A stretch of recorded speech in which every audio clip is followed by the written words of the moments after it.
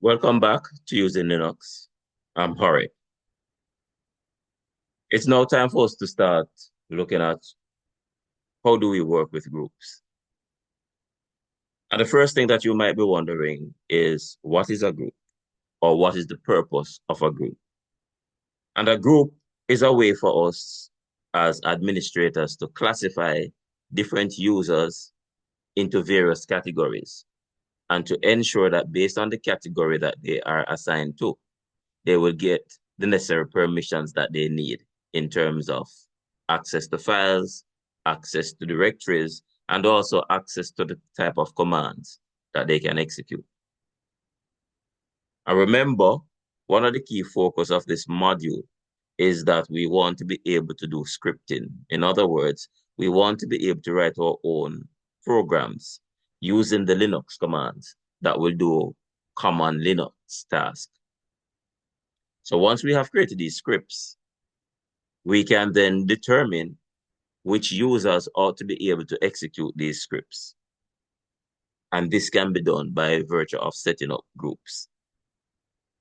So let's jump over to the Linux portal and let's do some quick demonstrations so that we can understand the concept of groups at a high level. So we are back into the Linux portal. And in our previous discussions, I had done some changes to the Kali.me directory. I will now have to undo that. So what I want to do is to have a look at the Kali.me directory. First of all, where are we? We are in the Kali.me directory, which means I need to go outside of the Kali.me directory so that I can look at the permissions which are associated with this folder. I don't want to move from out of the folder or the directory. I don't want to CD out. So we are going to use the relative path to accomplish this. So I'm just doing an ls. I want it in long format so that I can see the permission details. And what I want to look at is the parent directory. So remember, we are inside home Kali.me.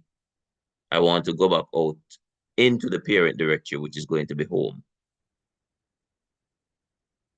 So we're now looking at the home directory. And we know it's the home directory because we are seeing a list of all the users who have been created on the system, including Kali.me. And just in case you are not sure, let's do pwd again. We are at Kali.me. And if I cd outside into the parent, so now I'm at home, and I do the same command, ls-l, and you have a look, you realize that we are seeing the same thing. So it means that the command that we had written earlier, which allows us to stay inside Kali.me, but look at the parent folder, actually worked.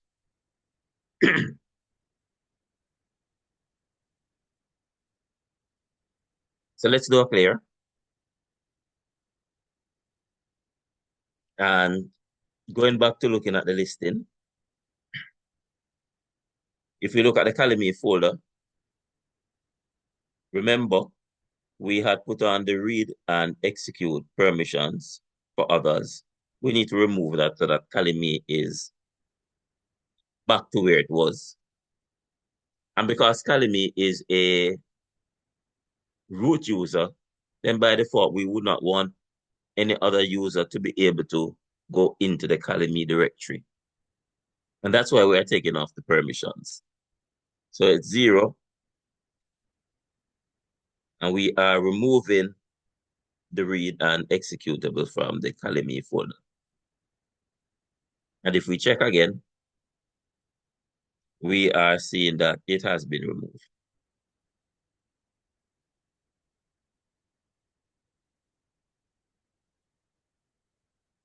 Now, given that I'm in the home folder, I'm going to go ahead and I'm going to create a a folder right here in this home directory. So let's make directory and let's call it Kalimi temp. Well, Kalimi underscore temp. Now it says that the permission is denied. So we need to elevate permissions. Sudo. And it's asking for the sudo password.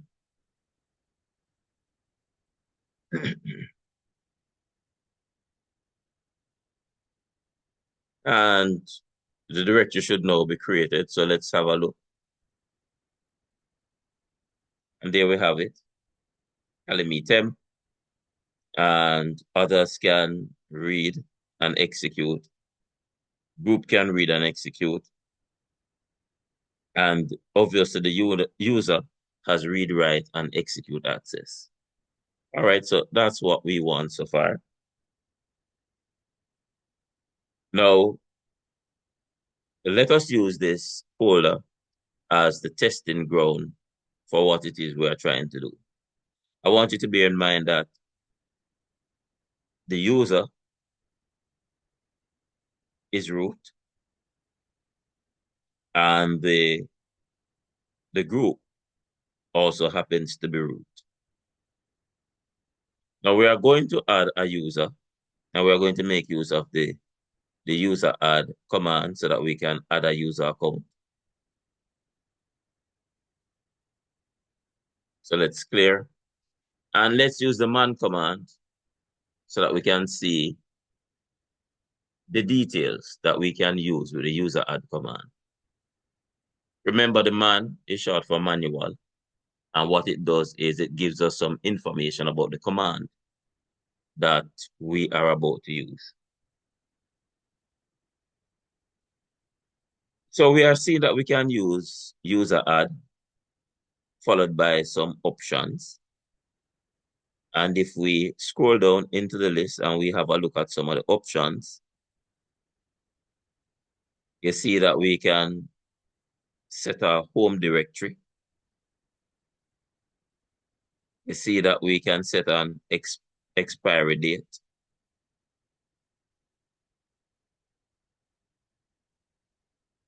You see that we can create a home directory. You see that we can set a password. So there are several things that we can do. I'll type quit to come out of this. And I'll go back to the jottings that we have. And you notice I have the user add command here. And I have listed out a few of the options that are critical for us to know. We can use the U option to add a user ID. We can use the M option to create a home directory. We can use the D option to provide a name for the home directory. So by default, the home directory will have the same name as the user. If we want to give it a different name, then we can make use of the D option. We can use the S option to indicate which shell we want to use whenever we start. We can use the P so that we can set a password. We can use the G to add that user to a group at the time that we are creating the user. And we can use the C option so that we can set comments for that user. Speaking of comments for the user, let's do a cat etc on the PASSWD file. You'll have seen this command already. It's going to list out all of the users which have been created on the system. And if we look at Kalimi, so this is the name of the user. The X here indicates that a password has been set. This is the user ID. And this is the group ID. This is the group that the person is associated with. And these have to do with the shell.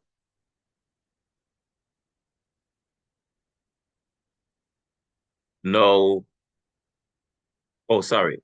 This is the comment. I think I might have said something different. So this here in the middle is the comment. So if we look at JSON, for example, notice that there's no comment. There is two colons. Inside of the colons, there should be a comment if one existed. But there's no comment there right now. So that's where the comment would actually be placed. And we are seeing that we have the shell that is being used. And in each of these, the default shell is going to be the bash shell. And for the home directory, you realize that it says home followed by the name of the user. So by default, that's how the home directory is going to be configured. All right, that's enough for this file, so we can do a clear. And remember, the user add allows us to specify some criteria. So let's have a look at this in action. I want to add a new user. And let's say I want that user to be Dave. The user Dave, we need to escalate permissions. So sudo user add Dave, and it created Dave. Now let us do a ls inside of this folder. And if you look inside of the folder, you realize that you are not seeing Dave. And the reason why you're not seeing Dave is because we did not tell the system that we wanted to create a home folder. So no home folder has been created for Dave. Let's get rid of Dave.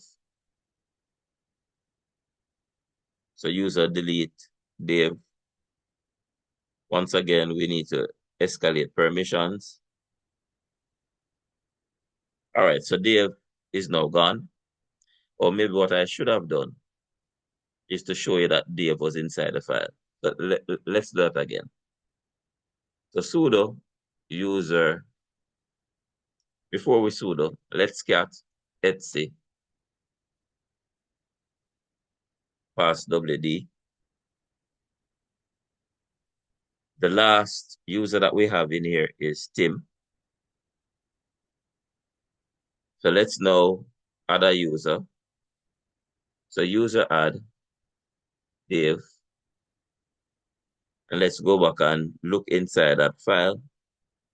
And you realize that inside the file, we now have Dave. So Dave's user ID is 1012. And the group ID is 1016. These have been given by default. The next thing that we wanted to do was to remove Dave. So sudo user, we want to delete this user Dave.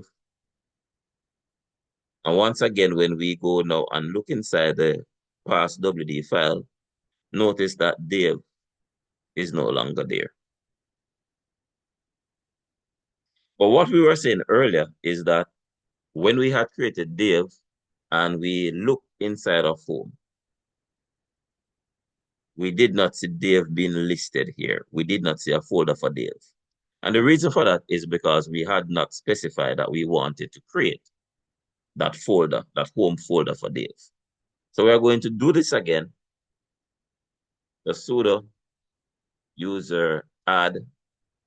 This time we are using the -m option and then Dave. The -m option is what allows us to create the home folder for Dave or for a user. So we hit enter. If we now do an ls, we're now seeing the folder for Dave.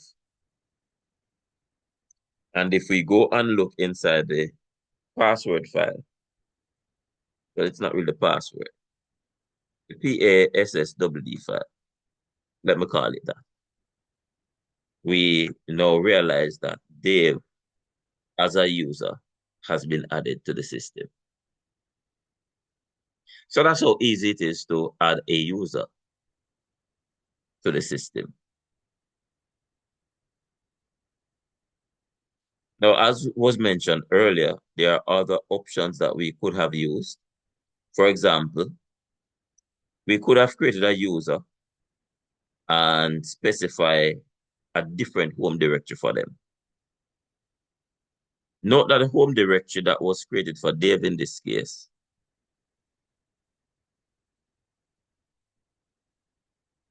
the name of the home directory was Dave. It has the same name as the user. Let's add another user. So sudo user add. Let's call this Karen. But for Karen's home directory, we want it to be her last name. Her last name is White.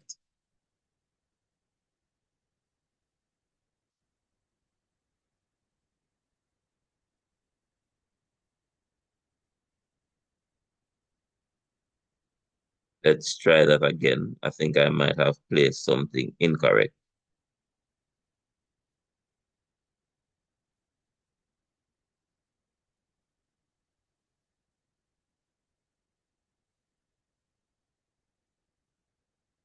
Oh, I need to use the dash M.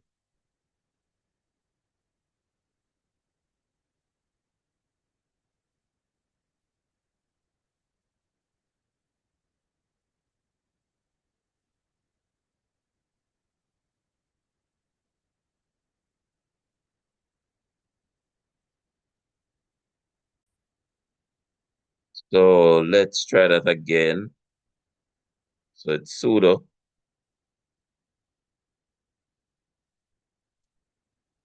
user add. Want to add a home directory or want to give it a name? Oh, I need to specify that it's a home directory and it's White and the username is Karen. There we go. Now, if we have a look at the etc file, so let's clear, let's cat etc passwd. Then have a look here. We have the user Karen has been created. The home directory is now home/white. So that is what we actually would have now placed. So it's no longer using the default. And if we clear and we have a ls inside the home directory, now notice there is a folder called white. And you can see here that it actually belongs to Karen. So we have just used the user add command to add a user to the system. And in the next session, we will now have a look at how we make use of group commands so that we can create groups, assign persons to groups, assign permissions to the various resources, and then see how that works in a seamless manner.